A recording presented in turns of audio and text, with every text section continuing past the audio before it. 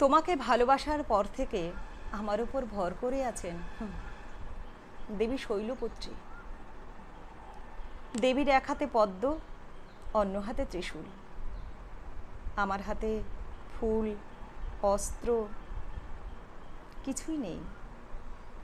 পদ্মফুল ছিঁড়ে কুটি কুটি করা আমার নিত্যদিনের স্বভাব, আর ত্রিশূল দিয়ে মারার মতো আমি ছাড়া আমার আর কেউ নেই। আমার হাতে কেবল আছে প্রতীক্ষার নৈবেদ্য সাজানো একটা থালা। প্রতীক্ষাটা তোমার, নির্বাণ নয়, বরং তোমাকে প্রাপ্তির জন্যে আমি তপস্যা করতে পারি বছরের পর বছর।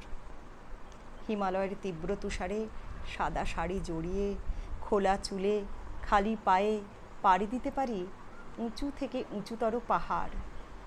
দাবানলে আগুনের ভীষণ তাপে নিজে দাহ হয়েও তোমাকে বাঁচিয়ে দিতে পারি হাসি মুখে। মহাসমুদ্রের বুকে নির্দ্বিধায় ঝাঁপ দিয়ে ভেলা হয়ে ভাসিয়ে তুলতে পারি তোমাকে। অথচ দিন শেষে আমার সকল তীব্রতার উৎপত্তি স্থল হয়ে তুমি ঠাঁই দাঁড়িয়ে থাকো। চোখে মুখে পৃথিবীর সকল ভাবলেশীনতা আর উদাসীনতা নিয়ে কোন দূরে তাকিয়ে, যেন আমাকে দেবার মতো তোমার কখনো কিছুই ছিল না। না ভালোবাসা, না অবহেলা, না দুঃখ, না অপমান।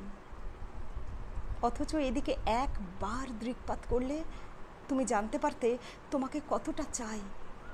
তোমাকে কতটা চেয়েছি কাল, কতটা চেয়েছি পরশু, কতটা চেয়েছি তারও আগের অনেকগুলো দিন।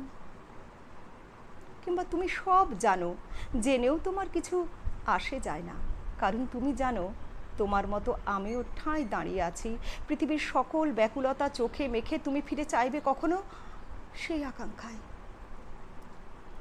তবু তোমার কিছু আসে যায় না, কারণ তুমি জেনে গিয়েছো আমিও দাঁড়িয়ে আছি তোমার জন্যে প্রতীক্ষার নৈবেদ্য সাজানো একটা থালা নিয়ে।